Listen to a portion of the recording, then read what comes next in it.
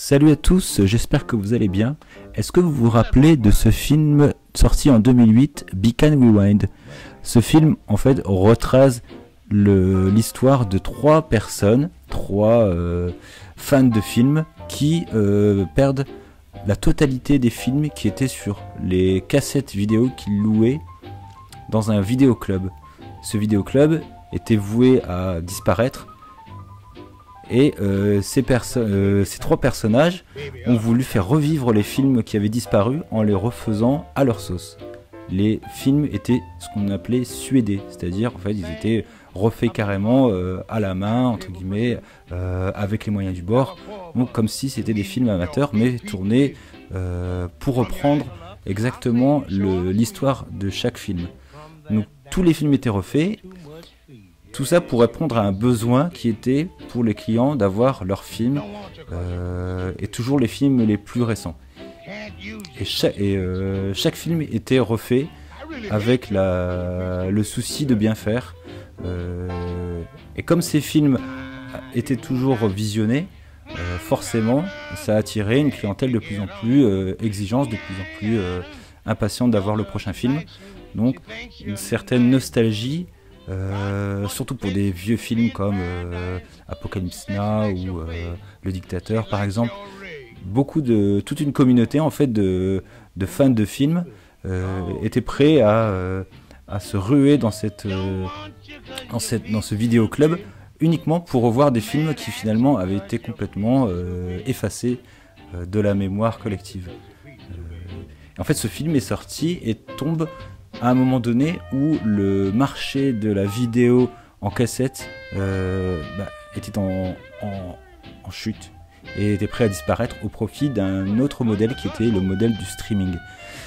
C'est quoi le streaming? Et ben en fait c'est le fait de voir un film ou un documentaire ou une vidéo quand on veut, en pouvant arrêter, stopper, revenir en arrière, donc avoir libre choix de son mode de consommation, de le visionner sur son ordinateur ou sur un smartphone ou une tablette. Donc le moyen de consommer le film n'est plus dépendant du média. Le média est dématérialisé et on peut le visionner sur n'importe quel support.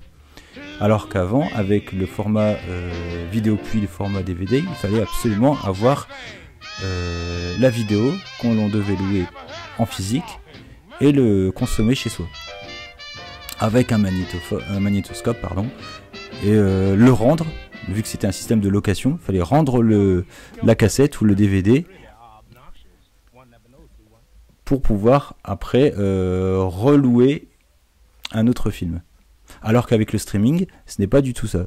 On consomme quand on veut, on loue en échange d'une somme et on le consomme directement sur son ordinateur. Et on peut ne pas le visionner tout de suite, on le visionne plus tard. Et on a une plus grande liberté et on n'est pas obligé justement de rendre le film vu qu'on le consomme directement et c'est tout. Donc ce film là, je vous conseille vivement d'aller le voir ou le revoir parce qu'il aborde beaucoup de notions qu'on va voir dans cette vidéo qui va aborder justement le marketing de confiance avec l'ère de Netflix et du streaming. Donc ce modèle en fait c'est une forme d'hommage aux blockbusters tels qu'ils étaient à l'époque. D'ailleurs, si vous êtes au courant, il reste une seule boutique en fait de l'enseigne Blockbuster, qui était l'enseigne la plus mondialement connue pour la location de vidéos en cassette. Et un reportage existe et retrace en fait l'histoire en fait la dernière boutique Blockbuster aux États-Unis. Et c'est lié justement au conflit qui a mené l'apogée en fait de Netflix par rapport à Blockbuster.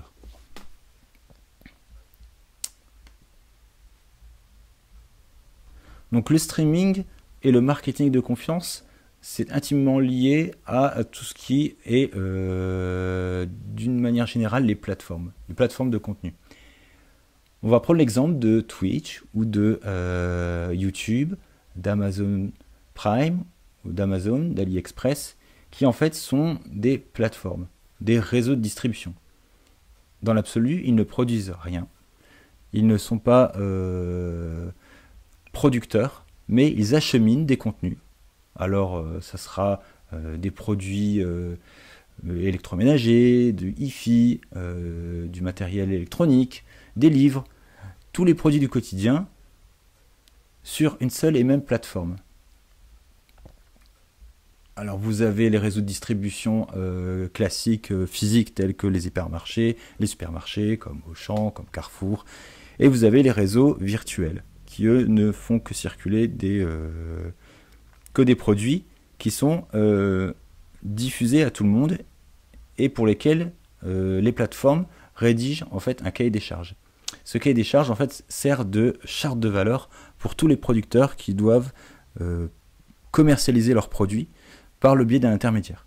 Parce qu'en général, les producteurs de contenu, par exemple un producteur laitier ou alors un fabricant de fromage ou de gâteaux, va pas forcément avoir un point physique à lui, il va utiliser le réseau de distribution pour faire connaître ses produits et pour que ces produits soient achetés par les clients. Mais pour ça, il doit s'engager à respecter un certain nombre de critères, de valeurs, que la plateforme de distribution va édicter et pour lesquels le fournisseur s'engage à respecter. Il y a donc un contrat social qui existe entre la plateforme de distribution et les producteurs.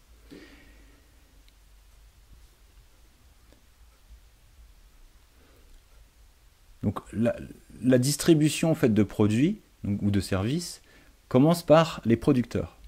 Ceux-là ont tout un ensemble de produits qu'il va mettre à disposition des consommateurs, des futurs consommateurs.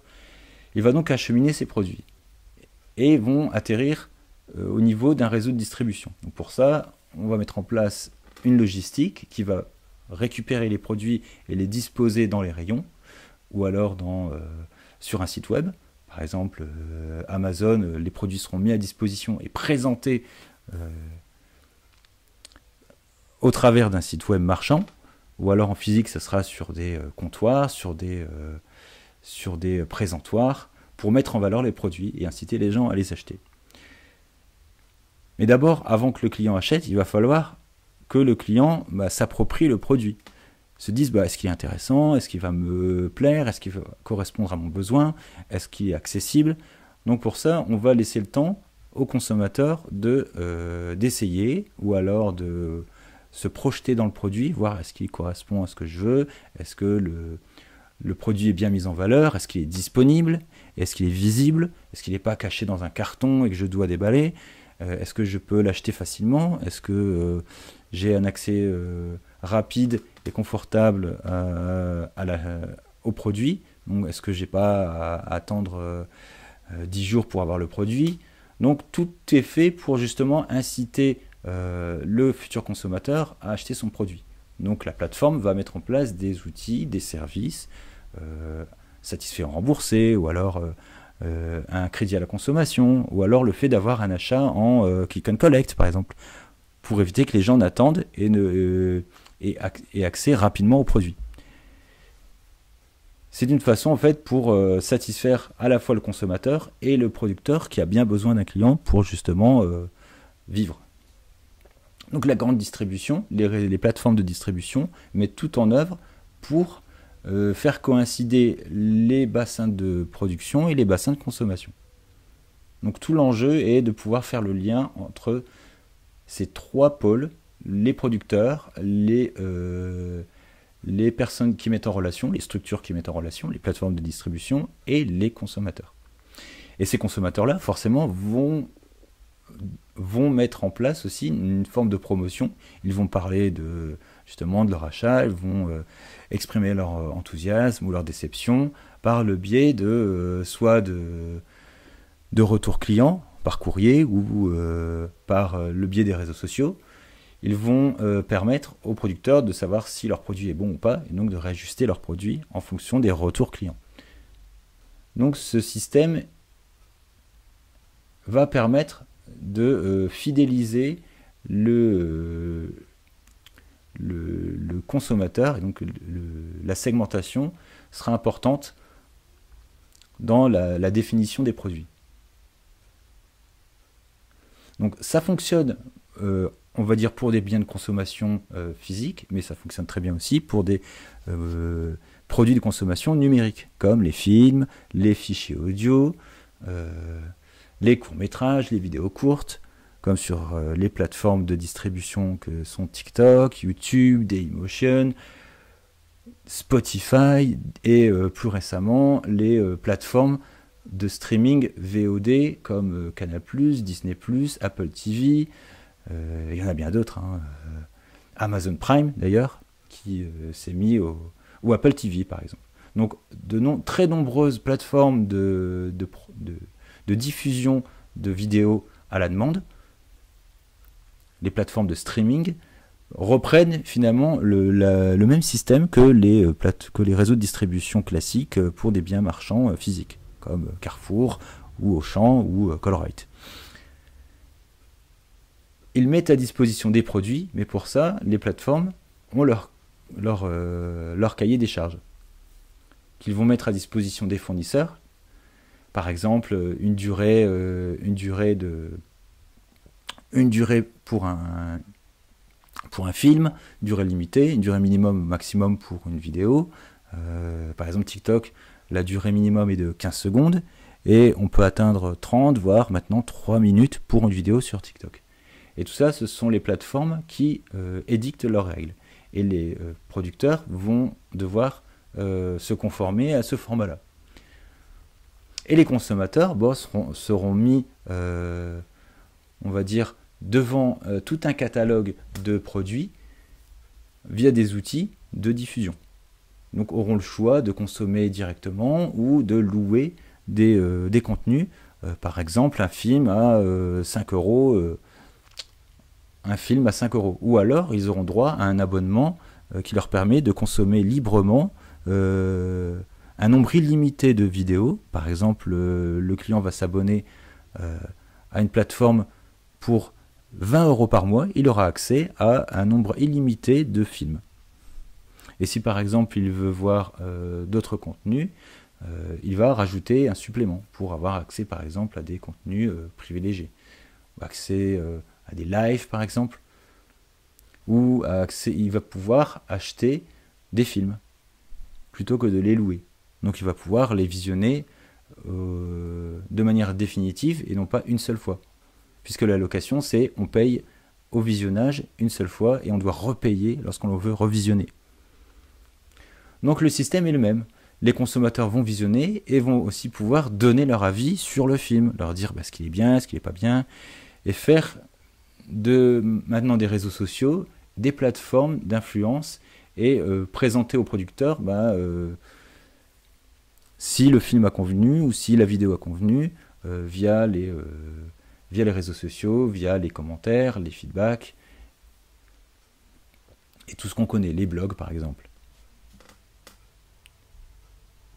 Ainsi, le consommateur devient un fournisseur de données concernant sa consommation. Puisque au fur et à mesure de ce que le consommateur va louer ou acheter, le producteur et la plateforme vont consulter des données de consommation. Par exemple, le nombre de vidéos qu'une personne aura visionné, le profil familial du client. Est-ce qu'il est célibataire? Est-ce qu'il est marié avec des enfants? Est-ce qu'il est en famille avec 2 enfants, etc. La zone géographique, par exemple, où il visionne le film ou les films. Et ça va permettre en fait aux plateformes de proposer des contenus adaptés aux personnes qui consultent les vidéos. Tout ça pour personnaliser et fidéliser les consommateurs et leur permettre de proposer des produits qui soient en conformité avec leurs habitudes de consommation, leurs habitudes de visionnage. Et les catalogues, ça ne date pas d'hier, ça date de l'imprimerie, donc au XVe siècle. Et les catalogues permettaient en fait de lister tout un ensemble de produits, des livres en l'occurrence, et de pouvoir montrer au grand public ce qu'on pouvait acheter ou consulter. Et ces catalogues, bah, forcément, sont régulièrement mis à jour, font l'objet de suppression, de modifications, voire certains produits sont mis en avant parce que moins bien représentés au niveau de la consommation. Et c'est ce qu'on fait au niveau du streaming. On va mettre en valeur certains produits si on se rend compte que on a des produits qui sont peu mis en avant alors qu'ils pourraient l'être. Si par exemple un producteur décide de mettre en avant un ensemble de films, mais qui se rend compte que les films ne sont pas assez consommés, il va demander à la plateforme de pousser, on va dire, les produits d'une certaine manière. Donc par le biais d'outils de reporting, ils vont prendre des décisions et dire, bah tiens, par exemple, on s'est rendu compte que certes, les films que vous proposez ne sont vus que par des fans, par exemple, de films d'horreur. Donc si vous avez des films dans votre catalogue qui intéressent des personnes fans de films d'horreur, on va les mettre en avant qu'à ces personnes-là, qu'à cette communauté de personnes, et pas forcément aux personnes qui voient des comédies romantiques. Ou alors on va créer des contenus, des produits qui seront à la fois compatibles avec des fans de comédies romantiques et des fans de films d'horreur. Donc on va créer des contenus ciblés à des communautés bien précises, ou à des fans de contenus bien précis. Donc les catalogues sont réajustés régulièrement et visent à optimiser leur consommation. Mais d'une manière générale, comment on va avoir cette connaissance client, cette connaissance des habitudes de consommation, et comment on va les mettre à profit? En fait, il y a quatre structures possibles de connaissance client. Vous avez la première qui est vous avez peu de clients et vous avez peu de produits. Donc vous êtes une première entreprise, c'est une entreprise qui démarre, qui a quelques produits, mais qui essaye de se faire connaître. Donc sur un marché qu'elle ne connaît pas bien, donc qu'est-ce qu'elle va faire? Eh bien en fait elle va prospecter. Elle va mener des enquêtes, elle va proposer des sondages, va valoriser ses produits en les mettant en promotion par exemple, et elle va demander aux distributeurs de les mettre en avant. De dire voilà, j'ai un produit, j'aimerais qu'il fonctionne, j'aimerais que vous le mettiez en avant. Comment je peux faire? Donc la plateforme va proposer des solutions, va dire bah voilà, on peut vous mettre en place un système de promotion, on va faire des sondages par rapport à ça, et on va par exemple faire des campagnes de publicité. On va faire des affiches, des écrans publicitaires, et on va les diffuser là où il y a des possibilités. On va ratisser large et on va voir où ça marche et où ça ne marche pas. Donc ça, c'est le démarrage. Après, vous avez le modèle inverse où vous avez énormément de produits, et vous avez énormément de clients potentiels. Comme par exemple une compagnie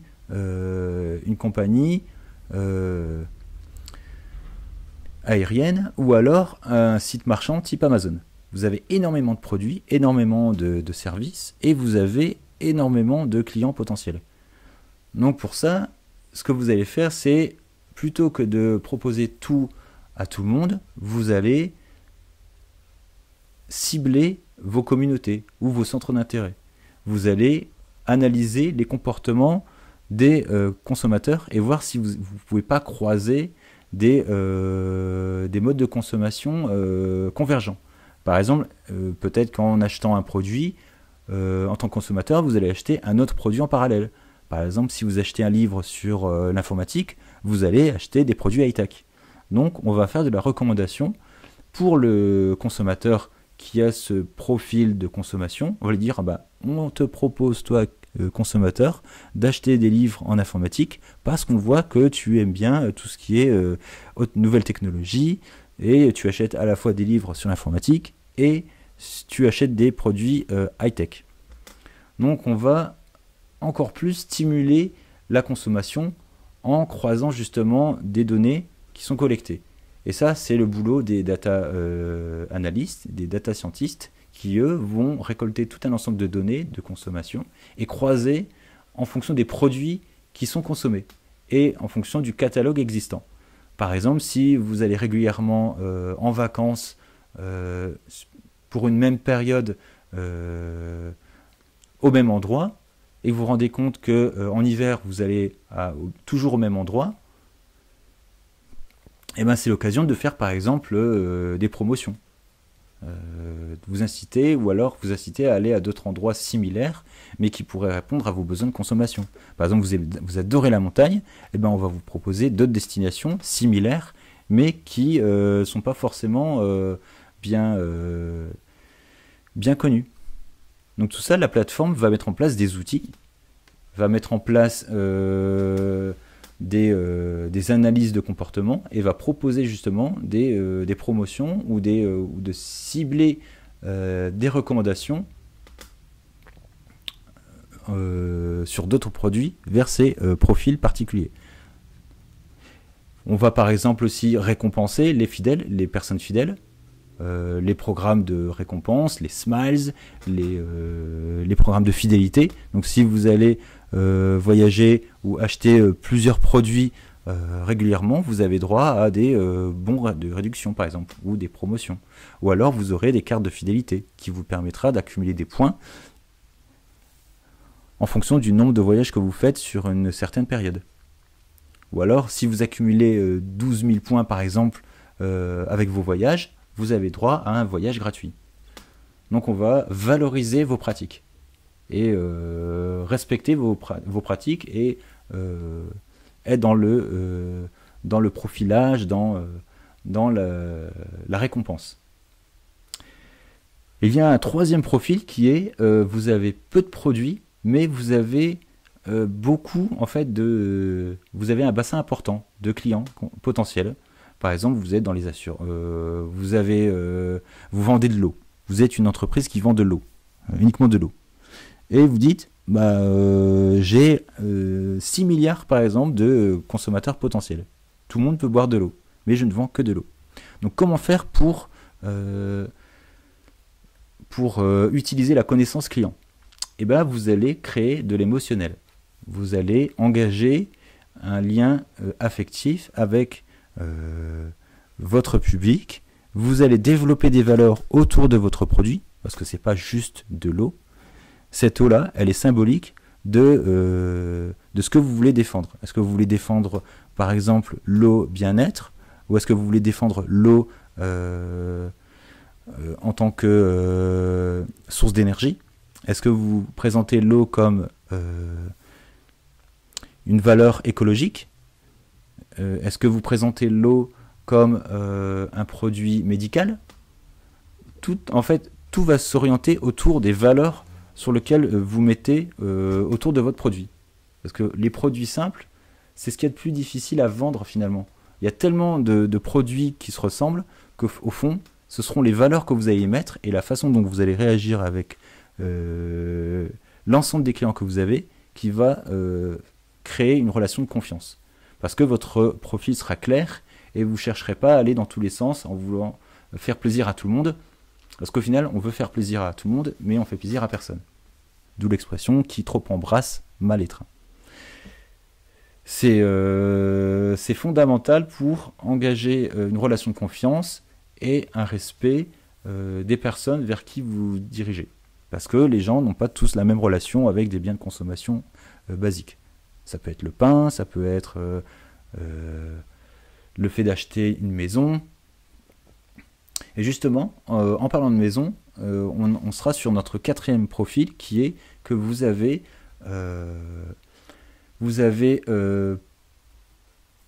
un bassin de consommateurs qui est limité et vous avez peu de produits. Donc là, vous avez par exemple des assurances où vous avez peu de produits, mais vous avez besoin de développer votre bassin. Donc ce que vous allez faire, c'est que vous allez créer des challenges, vous allez instaurer une relation humaine, interpersonnelle, vous allez engager une relation privilégiant l'assistance, le soutien, le contact humain, les récompenses, vous allez partir sur des produits plus challengeants, sur les défis, les concours. Vous allez viser un bassin beaucoup plus local, plus dans la relation humaine et dans la convivialité. Donc là, vous toucherez davantage l'humain, ses émotions, son besoin d'authenticité, plutôt que sur une recherche de comportement et de standardisation. Donc là, la confiance va s'installer aussi sur le temps et sur le fait que l'achat d'un produit, c'est un bien qui nous engage dans le temps. Par exemple, acheter une maison, ça nous engage dans le temps. On n'achète pas une maison comme on achète un meuble ou qu'on achète un DVD. Donc la relation de confiance va s'installer d'un point de vue humain et sur le long terme. Donc on a vu que la connaissance client, elle était liée à des profils de consommation, des profils d'achat, et en fonction des biens que vous proposez, et en fonction du public et de la largeur du public que vous avez. Et cette connaissance, pour le numérique, va passer par plusieurs indicateurs. Par exemple, là, pour reprendre notre exemple sur les biens vidéo, ça sera où est-ce que vous habitez, dans quel pays vous visionnez la vidéo, est-ce que vous avez visionné 1 heure par semaine, combien de vidéos vous en avez visionné, quel genre de vidéo vous consommez, est-ce que vous avez consommé plusieurs types de vidéos, sur quelle plage de date, de quand, est-ce que d'autres personnes sur votre compte ont visionné des vidéos, bref, tout ce qui va permettre aux plateformes de stimuler la vie du catalogue, de faire promouvoir les contenus qui ne sont pas forcément promus, de créer, on va dire, de l'engagement sur des contenus futurs, de prévoir par exemple des séries qui seront attendues, conformes à des communautés, par exemple les fans d'Heroic Fantasy. On va proposer des nouveaux contenus régulièrement. Les fans de dessins animés nostalgiques, comme le retour des vieux dessins animés comme Musclor ou alors La Ligue des Justiciers. On va ressortir des films qui attirent des communautés qui sont dans la nostalgie des dessins animés des années 70, 70 ou 80. Donc là encore, on va favoriser la connaissance client et récompenser justement la connaissance client.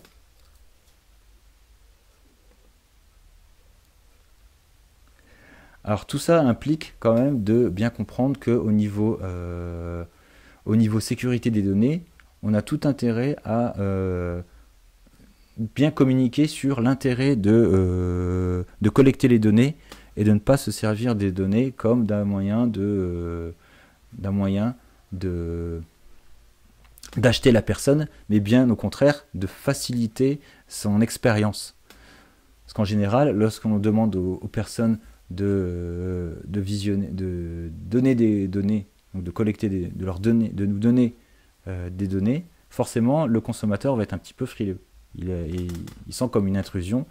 Et le but, c'est justement d'orienter la collecte de données, non pas sur la personne en particulier, mais sur ses habitudes de consommation. On va analyser le comportement et non pas la personne. Donc tout l'intérêt de la collecte de données sera justement qu'elle soit dépersonnalisée et favorise justement les comportements et pas la personne en elle-même. Et grâce aux réseaux sociaux, donc, on va pouvoir capitaliser sur la connaissance client, donc sur la connaissance des comportements, sur les avis donnés par la communauté sur un produit qui a été mis en valeur à un moment donné, par exemple la sortie de Stranger Things, ou alors de Orange is the New Black, ou alors de séries nostalgiques. On va voir si ça fonctionne ou pas. On va voir si on en parle sur les réseaux sociaux, en bien ou en mal. Mais en tout cas, est-ce qu'il y a un engagement émotionnel sur ces contenus?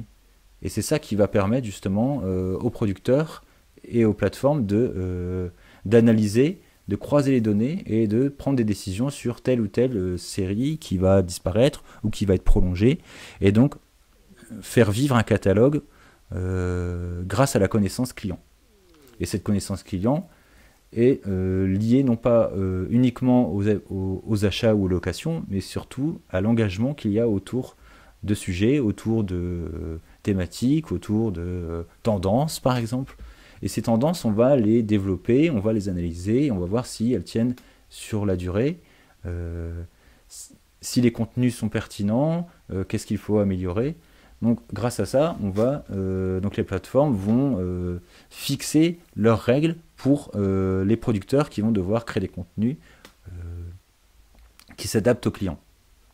Donc le client en fait devient vraiment le moteur de la créativité. Et plutôt que de proposer des produits sans tenir compte du client ou du consommateur, on va s'adapter à lui, on va chercher ce qu'il aime, on va se mettre au service total du client, du consommateur, et faire vivre un catalogue, et donc faire prospérer son catalogue, et créer pour le client et non pas à cause du client. Donc j'espère que cette vidéo vous aura plu.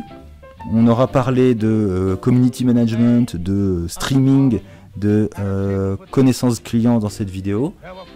N'hésitez pas à liker, à partager, à donner votre avis sur le sujet. Et n'hésitez pas à dire si vous avez aimé le film Beacon Rewind, si vous l'avez revu ou pas, parce que moi j'ai adoré ce film, il était vraiment génial et je trouve qu'il aborde vraiment, même de manière très anticipée, la notion de sponsoring, dont d'ailleurs j'ai fait une vidéo sur le sponsoring, je vous mettrai le lien en dessous, ou alors dans cette vidéo vous verrez bien.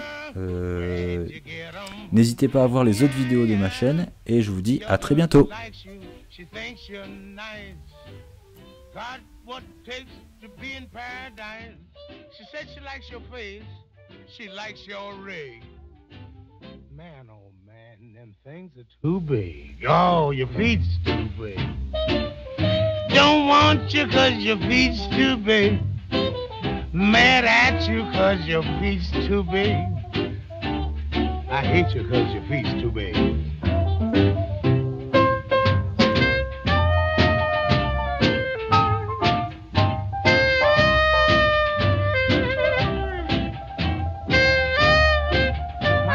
Gun to gun boats.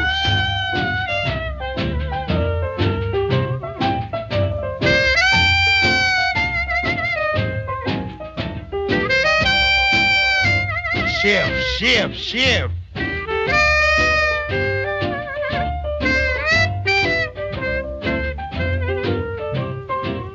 All your pedal extremities are colossal. To me you look just like a fossil. Got me walking, talking, and squawking, cause your feet too big, yeah. Come on and walk that thing. Oh, I never heard of such walking. Mercy.